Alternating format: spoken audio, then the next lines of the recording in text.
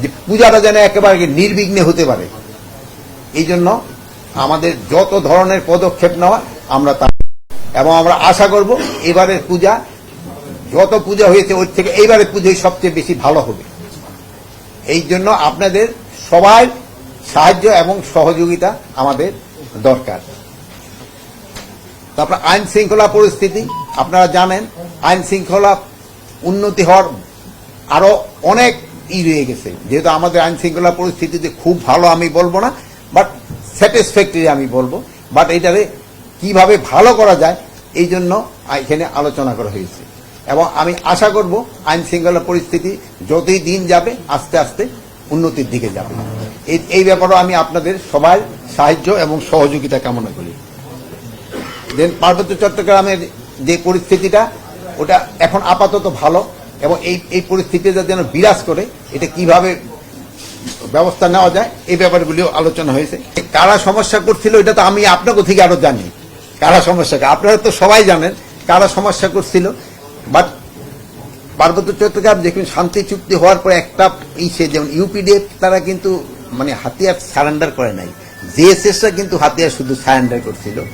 এখন এই UPDF JSS তাদের ভিতরে একটা ইন্টারনাল ঝামেলা আছে, প্লাস অন্যান্য যারা সিটিজেন ওখানে আছে তাদের ভিতরেও একটা সমস্যা আছে, এবং তারা সবাই যেন মিলমিশে কিভাবে থাকতে পারে ওই আমাদের ব্যবস্থাটা করতে হবে। প্লাস অনেক সময় তারা কিছু কিছু অস্ত্র এবং ট্রেনিং বাইরে থেকেও পাচ্ছে, ওটা থেকে যেন না পায় ওইটারও আমাদের একটা ব্যবস্থা করতে হবে। এর আগে আমি বলছিলাম 187 জনের মতো ছিল, এরপরে আর আমার মনে হয় কেউ যোগদান করে নাই। যারা যোগদান করে নাই তাদের আইনের আওতায় আনতে হবে। তারা আমাদের কাছে এখন মানে কি বলে, আর তারা আমরা পুলিশ বলবো না, তারা আমাদের কাছে এখন ক্রিমিনাল হিসাবে গণ্য হবে। নিয়োগের কথাটা বলেন। আমার মনে হয় সংখ্যাটা যেহেতু আমি তো গণি নাই, আমি তো একটা সংস্থা থেকে পাইছি যারা, বাট ওই সংখ্যাটা মনে সঠিক। প্লাস আমরা পুলিশ নূতন, শুধু পুলিশ না, পুলিশ নূতন নিয়োগ আমরা অলরেডি কনস্টেবলদের নিয়োগের জন্য অলরেডি অ্যাডভার্টাইজ করে দিচ্ছি। কিছুদিনের ভিতরে, আজকে কি কালকের ভিতরে আপনারা দেখবেন এসআই নিয়োগের ক্ষেত্রেও কিন্তু আপনারা পেয়ে যাবেন।